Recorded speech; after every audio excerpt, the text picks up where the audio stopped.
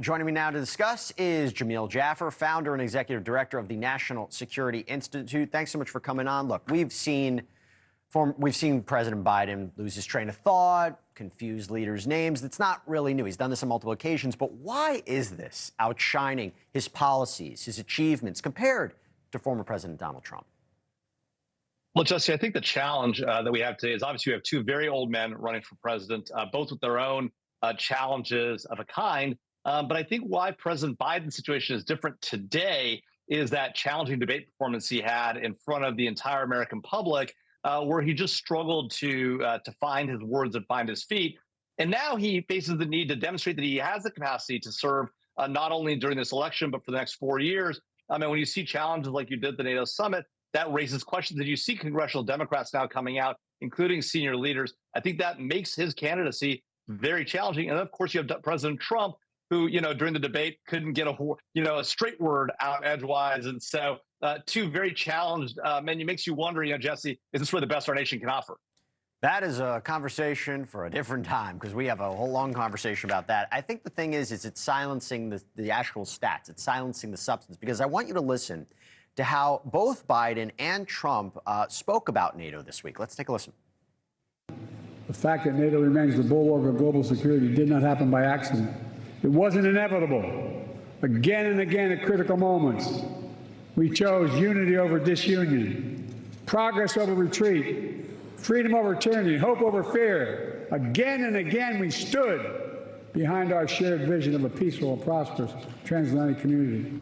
I didn't even know what the hell NATO was too much before, but it didn't take me long to figure it out, like about 2 minutes. And the first thing I figured out was they weren't paying. We were paying. We were paying almost fully for NATO.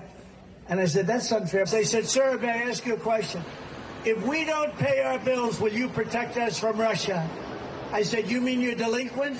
They said, yes, we're delinquent. Let's say we're delinquent. Will you protect us? I said, no, I will not protect you from Russia. The money came in by the billions. So clearly we have two very much diametrically opposed views on NATO. How are world leaders preparing for the possibility of another Donald Trump administration? Well, look, I think the world leaders know they need to step up and do their part. President Obama talked about it. President Bush talked about it. Now Donald Trump has talked about it. Joe Biden's talked about it. It's critical that NATO leaders put 2% of their budgets towards defense. They've committed to doing that. That's an important part of this alliance. At the same time, saying things like we're going to walk away from our alliance or we're not going to defend them against Russia is just ridiculous. That is not what the NATO alliance is about. It's not what's been out for 75 years. And Jesse, it's worth remembering that Article 5, the idea of NATO coming together behind one nation that's attacked, has only been invoked once and only in our favor after 9/11. So, President Trump talks about walking away from NATO.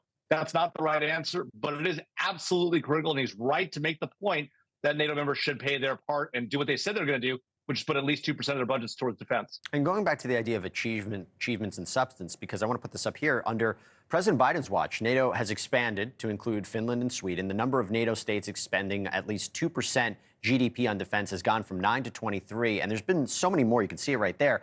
Is that enough for Biden to gain the confidence of world leaders right now? Look, obviously, it's been an important thing that we've done when it comes to expanding NATO, when it comes to getting people to meet their defense commitments. At the same time, the Ukraine war is stretching out. We haven't given Ukraine what they need to win. We've let them we sort of eked it out slowly over time. And so I think there's already a concern that the U.S. is walking away, in part because of pressure from congressional Republicans. And now you have a question about President Biden's capability to serve. And these things are just tying all together. What's really difficult here is it's not clear world leaders have that much confidence in former President Trump, but it's not clear they have that much confidence in current President Biden. That, I think, is a difficulty not just for Americans going to the polls in November, but whatever comes out of that election, assuming these candidates remain in place. I think the world is questioning and wondering what exactly is America doing. So overall, do you think the NATO summit hurt or helped Biden? Well, I think the NATO summit was a big win. 75 years of this critical alliance. We need to maintain this commonality between Europe and the United States, because the real threat on the horizon is a growing China, aggressive China in the Indo-Pacific. We're going to need that U.S.-European alliance. NATO's critical. I think a net win, but a challenge for President Biden. And look, President Biden, since that debate, I think it's pretty clear he's trying to make himself more visible, whether it's a press conference, whether it's speeches, whether it's doing interviews. You think it's working right now after that debate?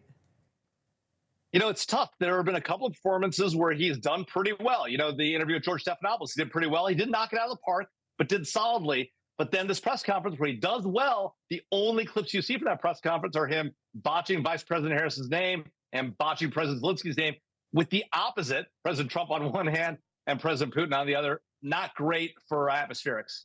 Yeah, look, I think a lot of everything else, a lot of the details, a lot of the substance, a lot of the subjects, a lot of the points get lost because we are looking at some of these surface details. They matter, but we're never talking about that. We're focusing on some other issues. So we shall see. Jamil Jaffer, thank you so much for coming on. Really appreciate it. Thanks, Jesse.